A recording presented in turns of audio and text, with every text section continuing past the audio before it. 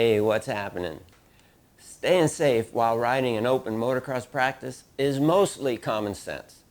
But when adrenaline and excitement are added, many times common sense goes out the window.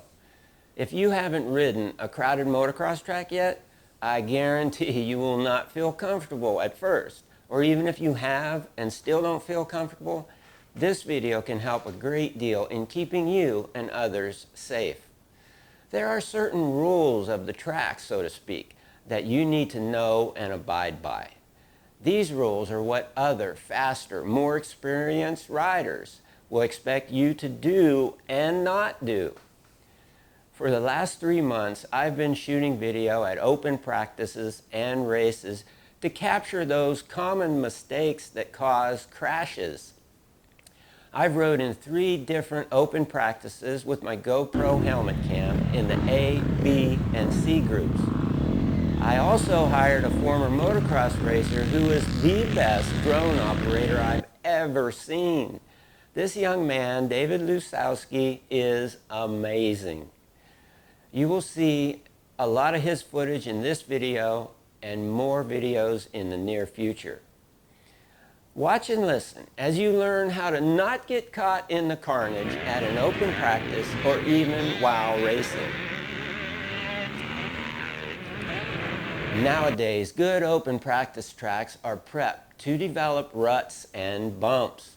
After all, that's what real motocross is like.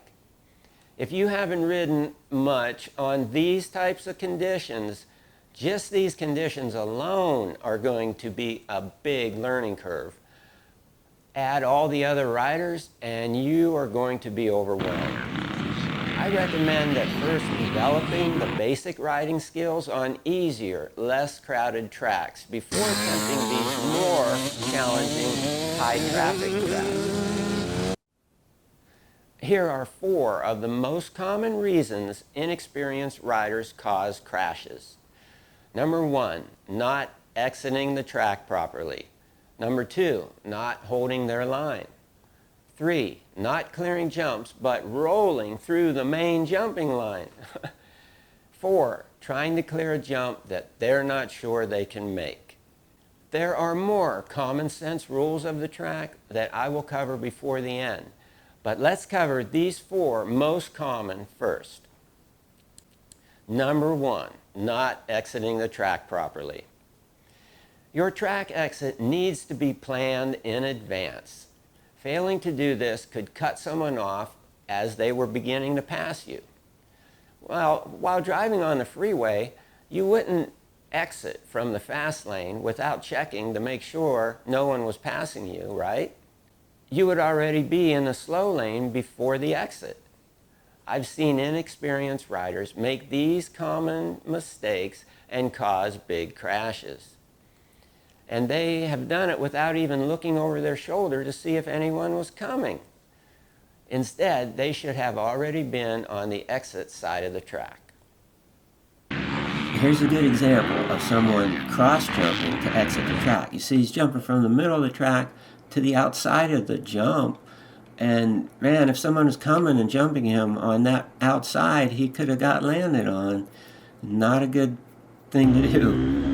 And here's a guy that cuts across the track to exit without looking because a rider's down in front of him. You see here, if someone was passing him going a lot faster on the outside, he would have got T-boned.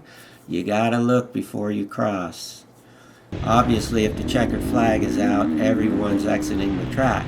But otherwise, make sure you're not cutting anyone off as you change lines or exit.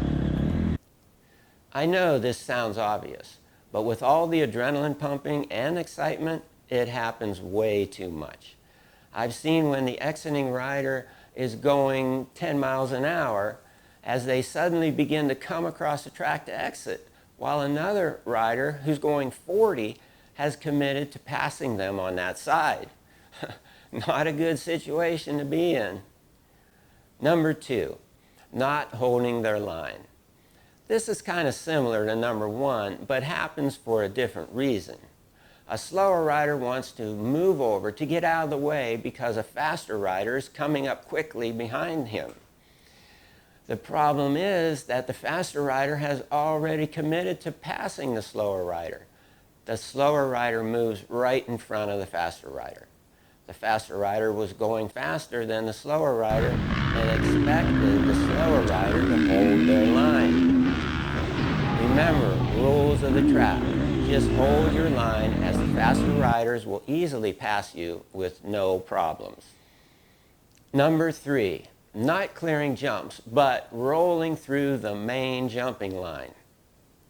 Riders who aren't clearing a tabletop, double, or triple on the track should notice the main jumping line that the other riders are using to clear these jumps.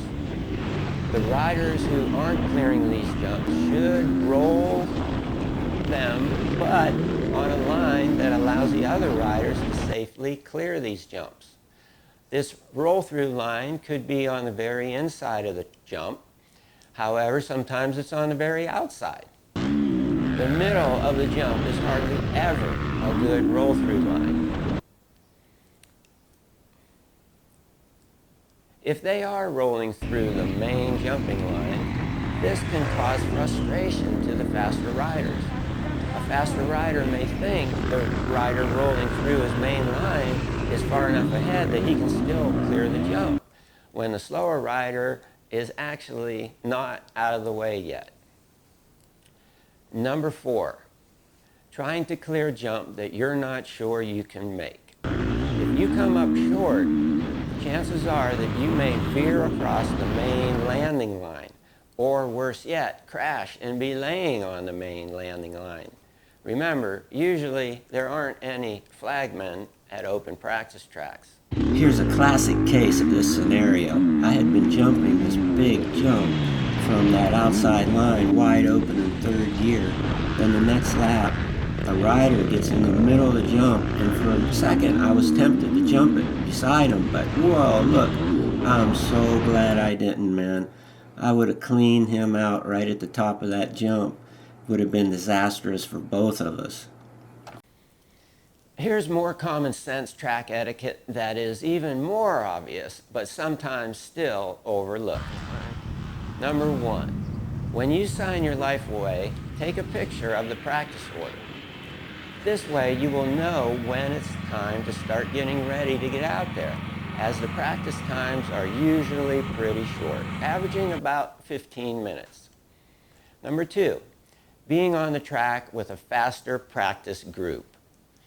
When there are too many riders to allow all of them to be on the track at the same time, they will be divided into groups. These groups are usually divided by bike size, age, or skill level. Stay in your group.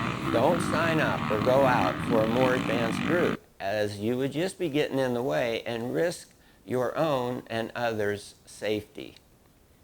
Number 2, not knowing what the flags mean. Like I said, at most practice tracks there will not be flagmen, except for the checkered flag to end a session. If there are any flags, it will most likely be just a yellow flag. This means a rider is down. Slow down and look for the down rider. At races, there are a lot more colored flags that you will need to know.